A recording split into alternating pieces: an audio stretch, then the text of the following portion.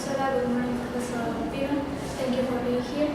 Today, I'm extremely pleased to present my study that I have been carrying out for such a long time ago, which is called Effect of Positive Reinforcement in Task Completion of 37 young learners in an EFL fourth-grade classroom in a subsidized private school.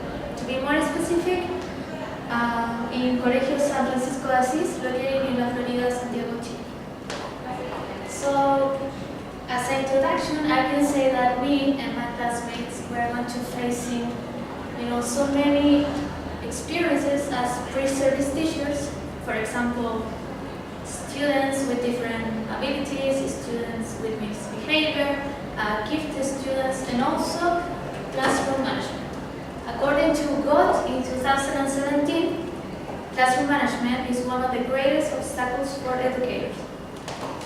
So, in my internship experience, I could observe misbehavior in students, and basically it was because they didn't finish their homework, they didn't bring their homework, they didn't complete their task, and also they didn't have any interest in completing their task. Also, the teachers use a lot of positive reinforcement, but in another fourth-grade classroom. And when she came to my class, she used a lot of negative one. She tends to compare this fourth-grade classroom with another class that she attends in the morning. And besides, students seems to be very frustrated and with the negative reinforcement, but they perceive and receive much better the positive reinforcement. So that's why I could obtain my study, which is called the effect of positive reinforcement in task completion. Based in theoretical, empirical, political, and social considerations, there is a lot of information about positive reinforcement. Even here, some studies in Chile. For example, a brief definition for positive reinforcement is offered by Banerjee in 1995, who states that positive reinforcement is that action which leads to a favorable consequence that in turn encourage repetition and also improvement of a behavior. So there is a lot of information about positive reinforcement. Actually, this study, have been studied and analyzed for the very first time by Skinner, but there is few information about task completion and also a lack of information about the effect of positive reinforcement in task completion. A brief definition for task completion is offered by Blas in 2013, who states that task completion is keeping track of all assignments and whether they have been done. So that's why I decided to do this study, because there is a lot of information about positive reinforcement, but it's few information about task completion. So now it's time to talk about the research problem.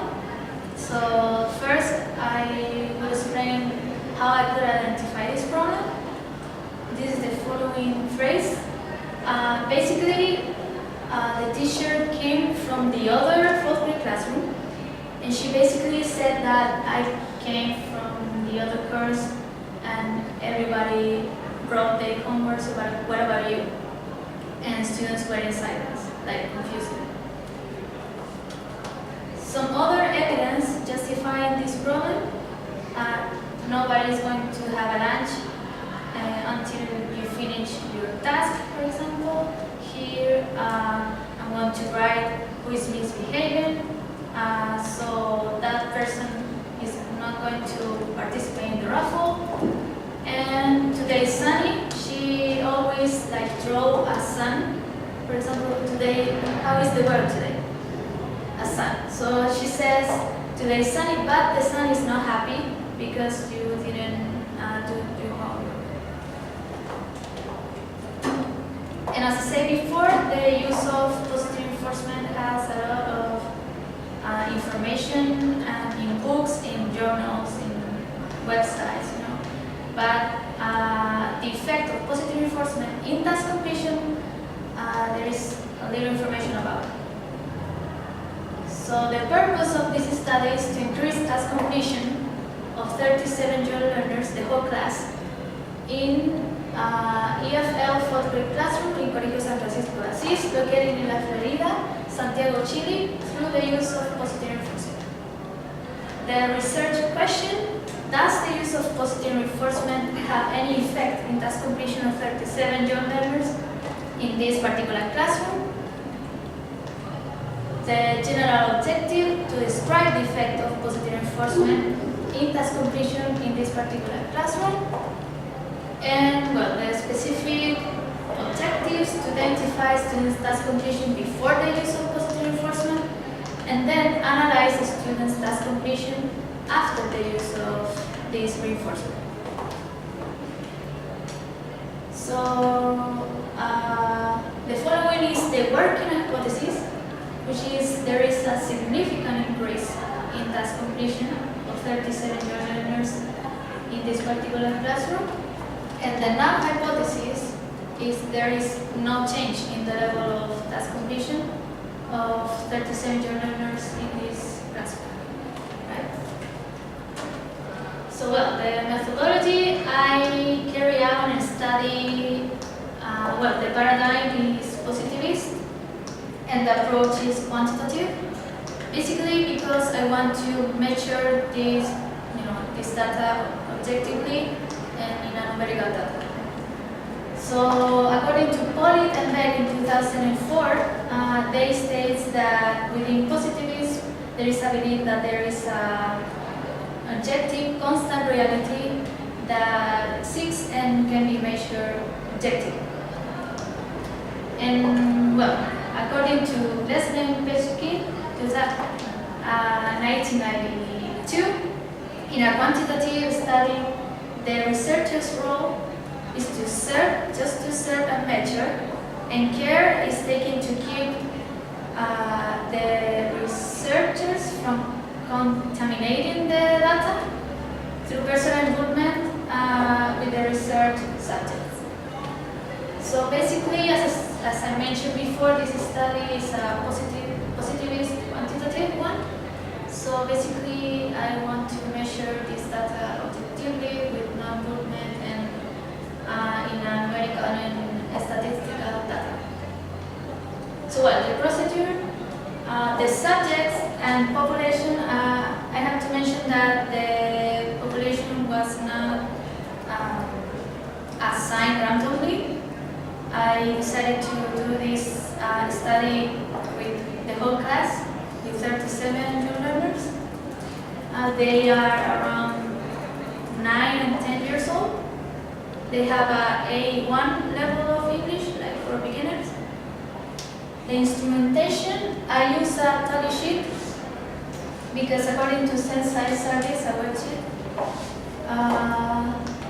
in 2014, a tally sheet can be used to record directly observable events, for example, service times or task completion as well.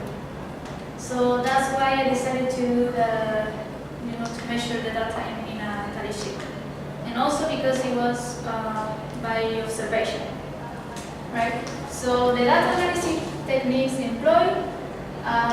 It was a quasi experimental single group interactive time series design, because according to Kerswell in 2014, the researcher records measures for a single group, both before and after the treatment. So for example, I wouldn't apply the use of positive reinforcement in the first class, then I would apply the positive one. So I can see what happened. About trustworthiness, access to the instrument, I have to mention that the students have no access to the instrument. I measure, by observation. For example, did you finish the activity 1? They show me the activity and I put like yes. So it was like that. The use of positive reinforcement was immediate, was genuine, but was entertaining, was appropriate with the age. I use, smiley faces, like food, for example, raw food. and it is expected to have the same results in other subjects. So for example, it's like generalized that if I have like a positive effect, probably I would obtain the same results in, for example, math, arts, in science, for example. So, well, this information will be presented objectively in a numerical data, and this was the data sheet. So, for example, I put the date here, the 2 classes, the minutes to completion. You know, they have 3 activities, 10 minutes per activity. And for example, was task complete? Student 1, yes. Activity 2, yes. And activity 3, no. This is the first class, when I didn't apply the positive reinforcement. And here you have the second class with the use of positive reinforcement. And in this case, the student 1 completed all activities. Right?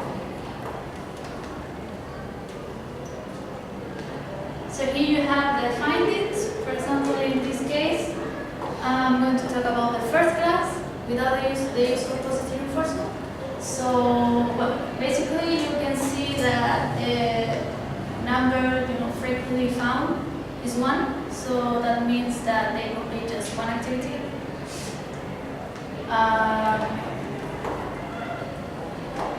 And this is the second class. So as you can see, they improve the activities. The number frequently found is 2. And you can see also that some students achieve the 3 activities. So basically, as what I said before, the mode is the first one 1, and the mode is 2. So as I mentioned before, the procedure was a quasi-experimental single group interactive time series design. This study included a t-test and also the coins. So here I have to calculate the significance, and I have 0.0, and the significance has to be less than 0.05. So that means that it was a significant study. And here I have to calculate the cognitive, and I could obtain 0.5, which means that the effect was large. Right? So as a conclusion, I can say that I could achieve my hypothesis, my working hypothesis was that they increased task completion, so I could obtain a good result, an effect of 0.8, a large effect. And as a future directions, I can say that I can generalize this study and can be applying, for example, in math or science, and I probably could obtain a good result as well. As a metacognitive analysis, it was too hard actually to do this research. But I brought the rewards in times. I did it quite well. And well, about this trend, I can say that I never give up. I could continue with this process even if I in a hard process, a hard mental process. And actually, that is my weaknesses, that I have been in a process, in a tough process. And well, my challenges is continuing this process no matter what. And well, here you have the photograph with my students. So they were like a good way to have a good feeling. I have a good time there. So that's it. Here you have the